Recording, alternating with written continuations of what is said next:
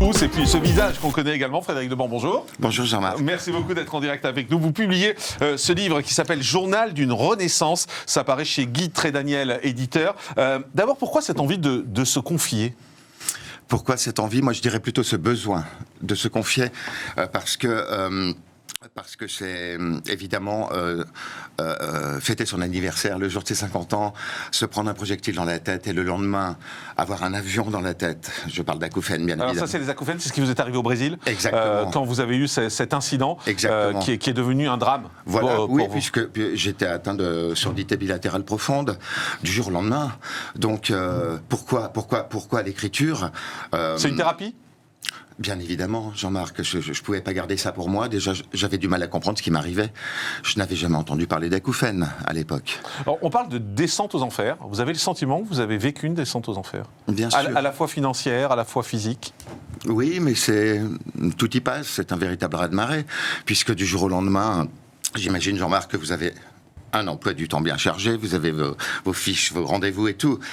Je ne vous le souhaite pas, je le souhaite à personne, mais vous rentrez chez vous ce soir et demain matin, vous vous réveillez dans l'état dans lequel je me suis réveillé le lendemain. Alors, il y a plusieurs choses. On va commencer d'abord du point de vue financier. Oui. Financier, vous avez gagné beaucoup d'argent quand vous étiez Sous le Soleil. Oui. Vous gagnez combien par jour à peu près de tournage ? À peu près 1000 euros, 1200. 1200 euros à peu près par jour, donc c'est beaucoup d'argent. Et on se dit, quand on gagne 1200 euros, la série a duré très longtemps. Il doit bien vivre. Alors, parce que 1200 euros, c'est ce que gagnent beaucoup de gens par mois. Oui. Vous gagnez par jour. J'en suis conscient. Simplement, j'ai fait que les 40 premiers épisodes de cette série sur 400. Vous voyez, donc c'est vrai que l'identification a été super forte, parce que premier épisode, la mariée qui plonge dans l'eau pour rejoindre son mari, ça on n'oublie pas. Simplement, oui, ça change la vie, évidemment. Mais vous avez tout dépensé ? Non, Jean-Marc, je n'ai pas tout dépensé, j'avais des réserves. J'avais des réserves quand même. Mais vous avez été obligé de demander de l'aide quand même ? J'ai surtout été obligé de me faire reconnaître en tant qu'handicapé auprès de la Maison du Handicap de Paris, ce qui m'a pris 4 ans quand même, parce qu'on ne m'a pas pris au sérieux. Alors, il y a cette affaire d'acouphènes, vous êtes en train de fêter votre anniversaire au Brésil, vous vous prenez sur la tête, c'est ça ? Une bouteille. Oui. Et tout à coup, le lendemain, l'enfer débute. Je n'entends plus rien, à part ce bruit que je n'arrive pas à identifier d'une puissance d'un Boeing 747 dans la tête, quoi. Je ne savais pas ce qu'étaient les acouphènes, du tout. Comment on vit au quotidien avec ça ? Qu'est-ce qu'on se dit ? Déjà, on me rapatrie en France, au CHU d'Orséville, on me fait tous les examens possibles pour essayer de trouver la cause. On ne trouve rien, donc on vous relâche comme ça dans la nature, et puis s'ensuit le long... Les conséquences au quotidien, c'est quoi ? C'est ne plus pouvoir... parler avec les gens, ne plus pouvoir être dans un endroit public, ne plus pouvoir sortir ? Ne plus pouvoir être dans la conversation de la vie, Jean-Marc. C'est-à-dire que l'acouphène étant tellement fort, il couvrait totalement ma voix. Donc vous ne vous entendez plus ? Je ne m'entendais plus, Jean-Marc. Évidemment que ça vous coupe de tout. Évidemment que tout y passe, la vie sociale, la vie financière, la vie publique, parce que j'avais quand même une vie publique, j'avais des projets quand ça m'est arrivé, j'avais des tournages de prévus. Bon, tout ça passe à la trappe, bien évidemment. Les revenus s'effondrent, tout passe à la trappe, on ne peut plus vivre, on n'a plus de contact avec les gens. Qu'est-ce qui fait qu'on tient ? La résilience. Mais quand on vit avec un bruit d'avion en permanence, quand on ne peut plus travailler, quand on ne peut plus faire le métier qu'on aime, quand on ne peut plus parler avec les autres, qu'est-ce qui fait tenir ? Je pense que j'ai ça dans mon ADN, Jean-Marc. Vous vous souvenez, vous m'avez reçu pour mon premier livre où je parlais de cette enfance cabossée. Je pense que... C'est curieux de dire ça, mais je pense que quelque part, j'étais le bon candidat, parce que, bien évidemment, j'ai transformé la chose, je l'ai combattue, je l'ai surmontée, je l'ai transformée, et j'en ai fait quelque chose. On va en parler, j'imagine, dans quelques secondes. C'est dur. C'est extrêmement dur. C'est un combat de tous les jours, du quotidien. On se dit qu'on n'a pas de chance, on se dit qu'on est né sous une mauvaise étoile. Non.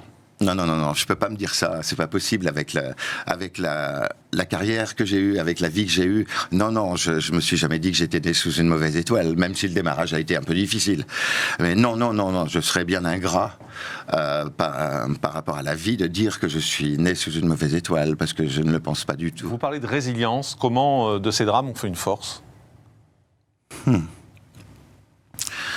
C'est une question de nature, je pense. C'est une question de nature, c'est une question d'entourage aussi, c'est une question d'amour. Voilà. Alors, il est vrai que l'entourage se réduit considérablement, hein, bien évidemment. Mais je peux en vouloir à personne, parce que les gens ont leur vie. Et il faut savoir que ce handicap, il impacte d'une telle manière que ça nécessite une attention de 24 heures sur 24, quand même, de la part de la personne qui est impactée et de la part de son entourage. Comment vous vivez aujourd'hui? Vous en êtes où aujourd'hui? Écoutez,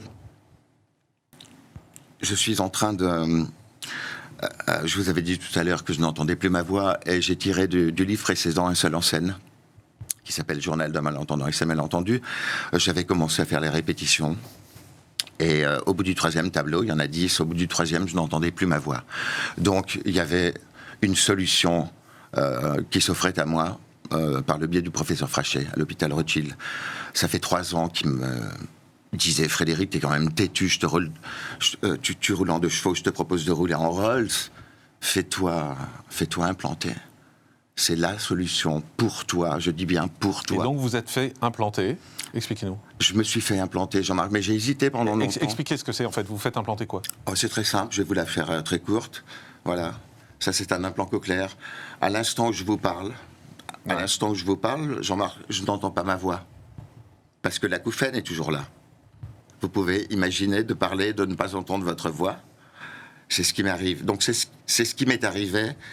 Et j'ai décidé de me faire implanter. Vous voyez?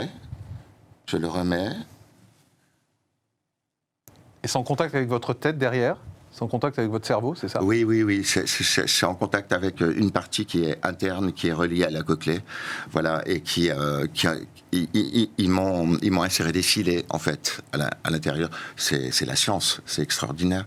Donc, et là, vous m'entendez normalement? Là, ou vous avez quand même un fond de bruit? Non, là je suis totalement dans le retour de la conversation de la vie. Donc le bruit disparaît totalement quand vous avez ça? Le bruit disparaît totalement. Mais vous êtes obligé de vivre en permanence avec ça? Oui, enfin je suis obligé. La différence avec avant, c'est que maintenant c'est moi qui suis aux commandes. Je ne suis plus obligé de subir. Voilà, je ne subis plus. Il m'arrive de l'enlever pour ne pas oublier. Parce qu'il ne faut pas oublier. Il y a des millions... Il vous arrive de l'enlever pour vous souvenir que vous avez toujours des acouphènes et pour vous souvenir qu'il y a toujours ce bruit en vous. Oui, et puis surtout pour me dire que c'est moi qui commande maintenant. J'ai repris le contrôle sur ma vie. Quand je parle du journal d'une renaissance, c'en est une, mais pas uniquement celle de l'homme, celle du comédien également. Parce que le fait de me faire implanter m'a permis de rencontrer Dominique Coub, le directeur du théâtre du Gymnase, et de pouvoir monter sur scène et d'aller jusqu'au bout de l'aventure. Si vous n'aviez pas eu cet appareil, cet implant, vous imaginez ce que vous seriez devenu?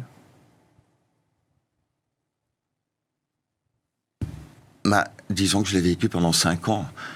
J'ai réussi C'était tenable plus longtemps? Comment? C'était tenable plus longtemps? S'il n'y avait pas eu ça, l'implant, malheureusement, j'aurais pas eu d'autre choix que tenir, Jean-Marc. Sans pouvoir faire votre métier? Sans pouvoir faire mon métier, mais... Pardon. Tout ça, c'est derrière. C'est derrière, et c'est le journal d'une renaissance. Comment j'ai vaincu la folie des acouphènes pour retrouver ma vie. Frédéric Debans, c'est paru chez Guy Trédaniel, éditeur, et puis bientôt sur scène.